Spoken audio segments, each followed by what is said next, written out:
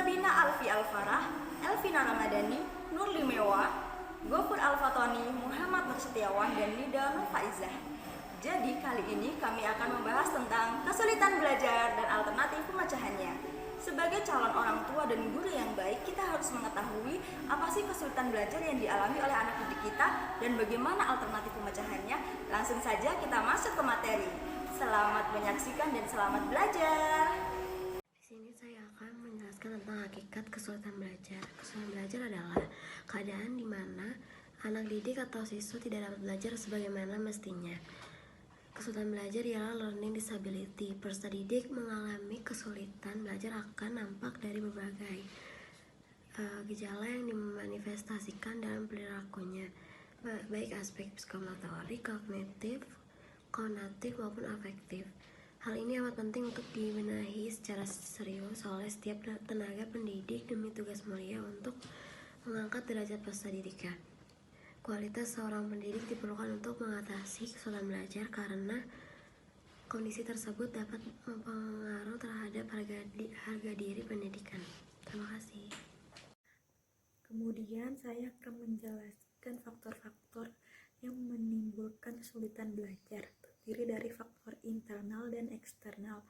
Faktor internal adalah faktor yang berasal dari diri dalam seseorang, baik fisik maupun mental. Faktor internal meliputi yang pertama faktor jasmani, terdiri dari faktor kesehatan dan cacat tubuh. Yang kedua faktor psikologis, terdiri dari inteligensi, yaitu mengorganisasikan, menggabungkan, dan menyatukan satu dengan yang lainnya.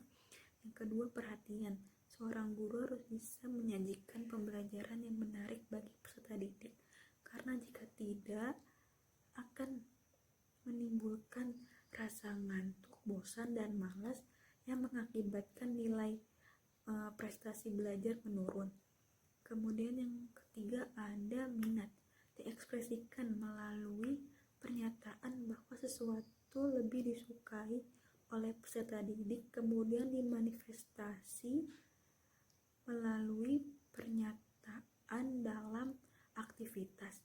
Dan yang terakhir ada minat, yaitu keinginan atau dorongan untuk belajar. Kemudian kedua faktor eksternal, yaitu faktor yang berasal dari luar diri seseorang, yang berasal dari lingkungan mereka. Dibagi menjadi tiga, yaitu faktor keluarga, faktor sekolah, dan faktor masyarakat. Terima kasih. Di sini saya akan menjelaskan mengenai usaha-usaha mengatasi kesulitan belajar.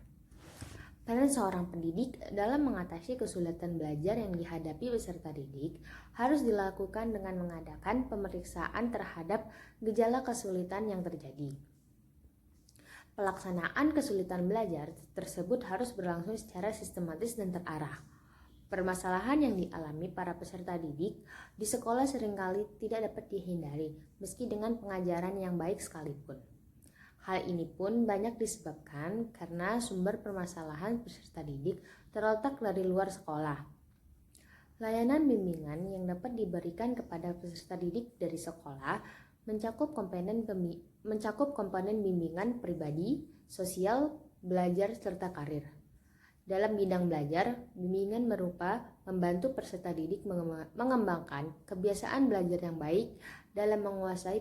Untuk yang selanjutnya yaitu adapun usaha-usaha para pendidik dalam mengatasi permasalahan belajar terhadap peserta didiknya.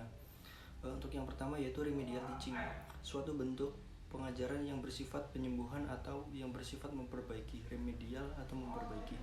Nah, untuk yang kedua yaitu memberikan tes kemampuan inteligensi atau IQ, khususnya kepada siswa yang diduga mengalami kesulitan belajar. Nah, apabila siswa tersebut yang mengalami kesulitan belajar itu ber-IQ jauh di bawah normal atau yang disebut tunagrahita, orang tua hendaknya mengirimkan siswa tersebut ke lembaga pendidikan, khususnya anak-anak tunagrahita.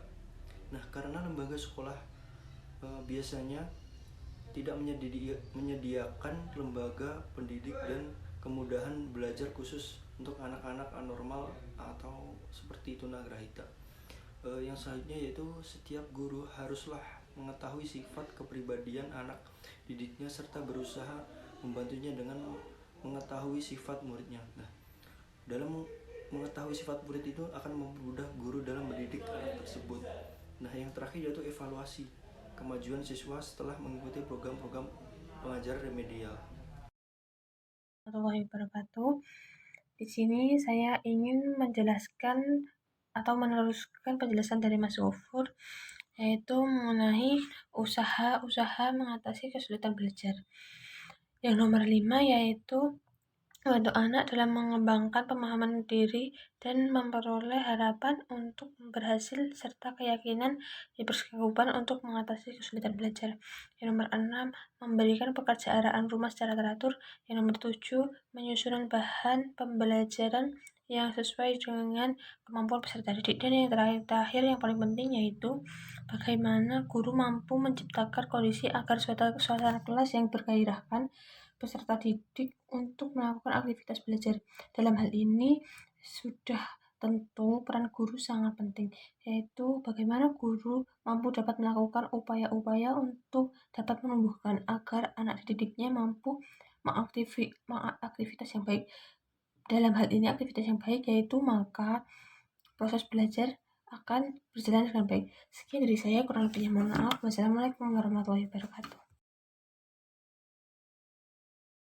Sekian dari kelompok kami, kurang lebihnya mohon maaf. Wassalamualaikum warahmatullahi wabarakatuh.